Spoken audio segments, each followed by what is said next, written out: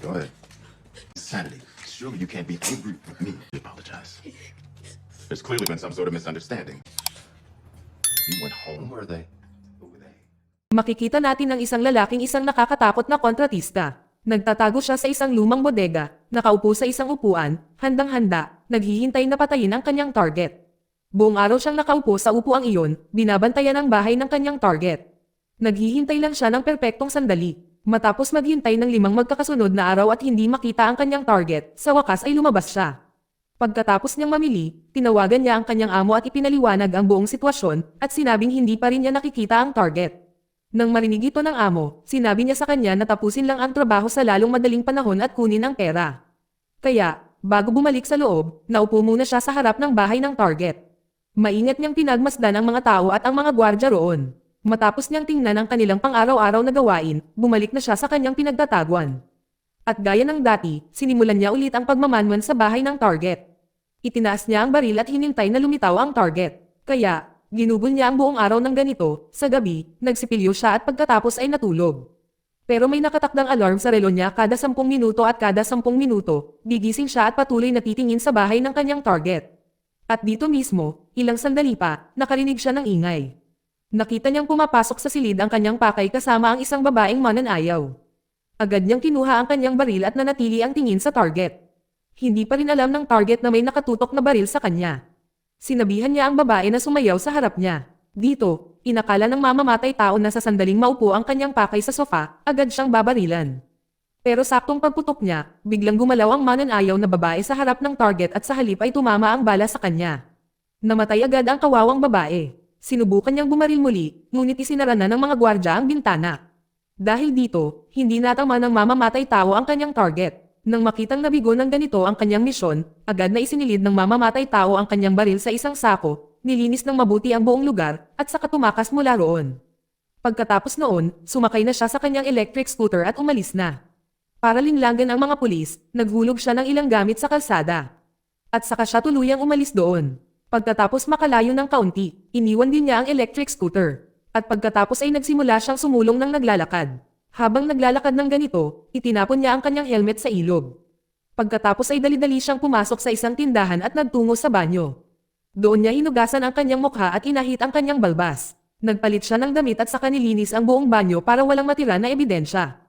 Pagdating sa paliparan, itinapon niya ang baril sa basurahan. At saka siya pumila para bumili ng tiket sa eroplano. Habang nakapila siya, napansin niya ang isang aso ng pulis na nakatingin sa kanya. Nang makita ito, medyo kinabahan siya. Kaya, pumunta siyang muli sa banyo para linisin ang sarili. Pagkatapos noon, pumila siyang muli at gamit ang isang peking pagkakakilanlan na nagngangalang Felix, binili niya ang kanyang visa at tiket sa eroplano. Kaya ngayon, habang nakaupo sa eroplano, tinawagan ulit siya ng kanyang amo. Pinagalitan siya ng husto ng kanyang amo. Nagalit din ang mamamatay tao. Binasag ang telepono, at saka umupo ulit sa kanyang upuan. Sa loob ng eroplano, napansin niya ang isang lalaking may kakaibang itsura.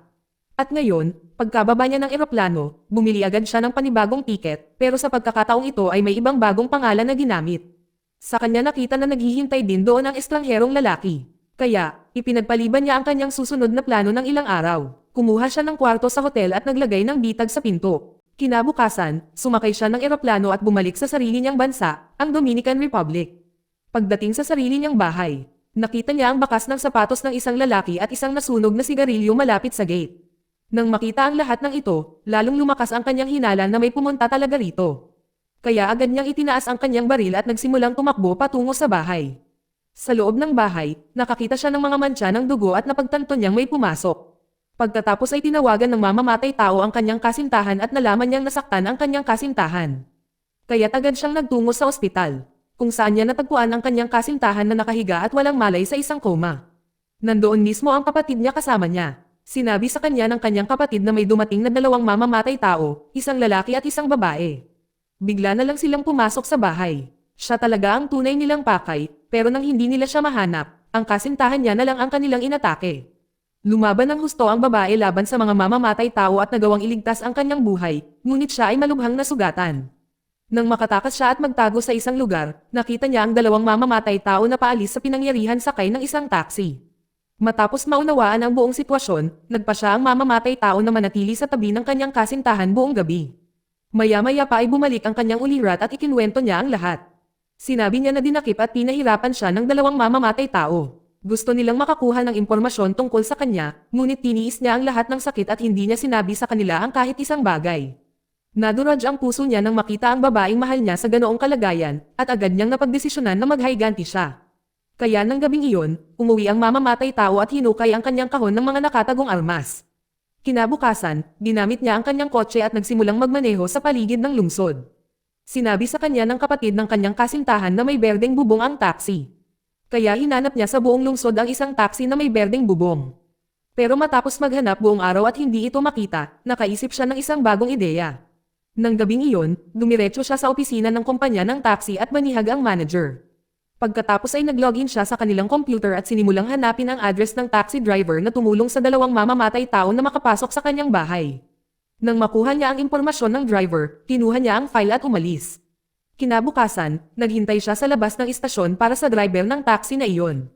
Pagkasimula pa lang ng driver sa kanyang shift, sinundan na agad siya ng mamamatay tao. Pagkatapos, na nagpanggap na pasahero, sumakay siya sa kotse. Walang kaalam-alam ang kawawang driver kung ano ang mangyayari sa kanya. Nagmamaneho siya sa lungsod kasama ang isang nakakatakot na mamamatay tao na nakaupo sa kanyang likurang upuan. Nang lumingon ang driver para magtanong sa mamamatay tao, nakita niya ang isang baril sa kamay ng lalaki. Naisip niya na baka isang maliit na magnanakaw lang iyon, kaya kinuha niya ang kanyang pitaka at iniabot ito. Ngunit ang mamamatay tao ay hindi nagpakita ng anumang interes sa barya. Idiniin niya ang baril sa ulo ng driver at nagtanong. Gusto lang iligtas ng driver ang sarili niyang buhay. Kaya, nanatili siyang kalmado, sinikap na maalala, at sinabi ang lahat. Pero bigla na lang binaril ng mamamatay tao ang driver at napatay. Pagkatapos ay naglakad na lang siya palayo roon. Pagkatapos noon, lumikha ang mamamatay tao ng panibagong pagkakakilanlan. Bumili siya ng tiket sa eroplano at lumapag sa New Orleans. Doon niya sinimulang hanapin ang dalawang mamamatay tao na nanakit sa kanyang kasintahan. Pagkarating sa New Orleans, umarkila siya ng van at nagtungo sa isang lihim na imbakan upang kumuha ng ilang baril at mga bagong identification card. Pagkatapos ay pinalitan niya ang mga plaka ng van. Nagtrabaho siya sa isang kumpanya ng paglilinis at natanggap bilang janitor. Pagkatapos magparehistro sa kumpanya, binigyan nila siya ng ilang mga gamit. Kinuha niya ang mga gamit na iyon at dumiretso sa gusali ng kumpanya ng kanyang amo. Naisip niya na ang pagpapanggap na tagalinis ang magiging perpektong panangga para makapasok. Habang nakatayo siya sa labas, napagtanto niyang kailangan niya ng pass para makapasok, kaya naghintay siya ng tamang pagkakataon. Nang dumating ang isang delivery truck sa gate, isang ideya ang pumasok sa kanyang isipan.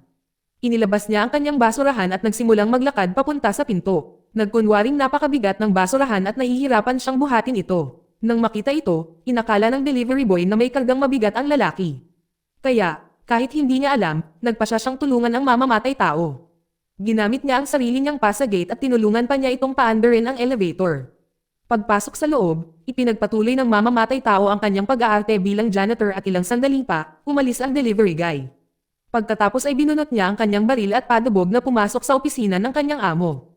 Sa loob, natagpuan niya ang sekretarya ng kanyang amo. Hinuli niya ang babae gamit ang baril at pinilit siyang itali ang kanyang amo. Pinagbantaan niya siya, na sinasabing, nasabihin ang lahat tungkol sa dalawang mamamatay tao na iyon. Takot na takot ang amo niya at sinabing, wala siyang kinalaman dito. Ngunit hindi nakinig ang mamamatay tao sa kahit isang salita na sinabi ng kanyang amo. Kinuha niya ang isang nail gun na nakalapag sa malapit at unang pinaputok ito sa laptop. Tinitigan niya ang amo, pinagbantaan ito gamit ang kanyang mga mata. Ngunit sa di malamang dahilan, naging matigas pa rin ang amo. Hindi pinansin ang banta, at sinabing, umalis ka na rito. Nang marinig ito, nagalit ng husto ang mamamatay tao at biglang pinaputukan ng pako ang dibdib ng amo na parang bala. Pagkatapos ay inilabas niya ang kanyang telepono at sinabing, sabihin mo agad sa kung sino ang dalawang pumunta sa bahay ko. Ngunit bago pa man makapagsalita ang amo, namatay agad ang kawawang lalaki. Wala siyang oras para magbigay ng anumang impormasyon. Dahil sa pagkadismaya, naisip ng mamamatay tao na dapat na rin niyang patayin ang sekretarya. Ngunit matalino ang sekretarya, mabilis niyang naunawaan ang plano nito at inalok ito ng kasunduan. Para maisakatuparan ito, inalok ng sekretarya na bigyan ang pumatay ng dalawang pagkakakilanlan. Ang tanging kondisyon niya ay makuha ng mga anak niya ang pera sa insurance. Kaya, umayag ang mamamatay tao sa kasunduan ng sekretarya. Kinaligan niya ito at hinayaan munang makaalis. Pagkatapos, binalot niya ng mahigpit ang katawan ng kanyang amo at itinapon sa basurahan.